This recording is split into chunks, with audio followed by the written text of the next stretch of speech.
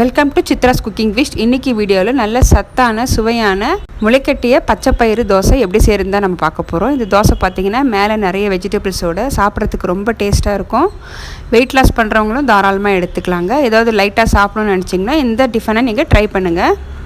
நம்ம சேனலை இப்போ தான் ஃபஸ்ட் டைம் பார்க்குறீங்கன்னா சேனலுக்கு சப்ஸ்கிரைப் பண்ணிவிட்டு அதோட பெல் பட்டனை ப்ரெஸ் பண்ணி வச்சுக்கோங்க. இப்போ வாங்க இந்த டிஃபன் எப்படி செய்கிறதுன்னு பார்க்கலாம்.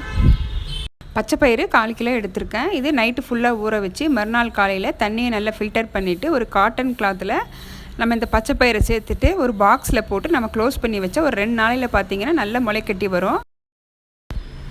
ஒரு சின்ன துண்டு இஞ்சி, 1/2 டீஸ்பூன் சீரகம், காரத்துக்கு 2 பச்சை மிளகாய், ஒரு கைப்பிடி அளவுக்கு கொத்தமல்லி சேர்த்துக்கிறேன். உப்பு தேவையான அளவுக்கு சேர்த்துட்டு ஒரு 1/4 டம்ளர் அளவுக்கு தண்ணி விட்டு நல்லா நைஸாக அரைச்சி எடுத்துக்கலாம். இப்போ நல்லா நைஸாக இந்த அளவுக்கு நான் அரைச்சி எடுத்திருக்கேன். இப்போ அரைச்சதை ஒரு பவுலில் சேர்த்துக்கலாம்.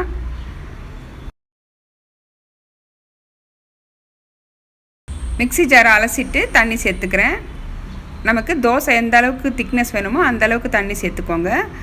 ஒரு கப் அளவுக்கு நான் இட்லி மாவு சேர்த்துக்கிறேன். இட்லி மாவு இருந்ததுன்னா சேர்த்துக்கோங்க, இட்லி மாவு இல்லாமலேயும் செய்யலாங்க, அதுவும் டேஸ்ட்டாக இருக்கும். இப்போ நல்லா கலந்துக்கிறேன். இப்போ இந்த திக்னஸ் கரெக்டாக இருக்குது. ஸ்டவ்வில் இப்போ ஒரு தவா வச்சுருக்கேன். லைட்டாக தண்ணி தெளிச்சிட்டு வெங்காயம் தேய்ச்சிக்கலாம். அப்போ தான் நமக்கு தோசை ஒட்டாமல் வரும். மாவு 2 கரண்டி சேர்த்துக்கிறேன். தோசை பார்த்திங்கன்னா நான் மொத்தமாகவே ஊற்றிக்கிறேங்க. நம்ம இப்போ இது ஊத்தப்பம் தான் செய்ய போகிறோம். இதுக்கு தேவையான வெஜிடபிள்ஸ் நான் கட் பண்ணி எடுத்து வச்சுருக்கேன். வெங்காயம், தக்காளி, கேரட், கொத்தமல்லி சேர்த்துக்கலாங்க.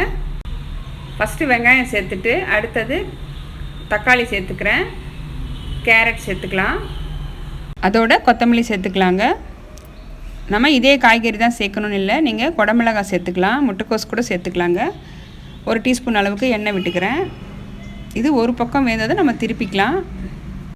லைட்டாக இது போல் ப்ரெஸ் பண்ணிக்கலாங்க. அப்போ தான் அந்த வெஜிடபிள்ஸ் எல்லாமே நல்லா தோசையோடு ஒட்டி வரும்.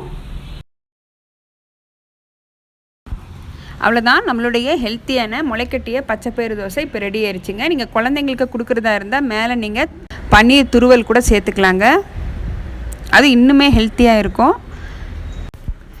எப்பவும் ஒரே மாதிரியான டிஃபன் செய்யாமல் இது போல் ஹெல்த்தியாக செஞ்சு சாப்பிடுங்க.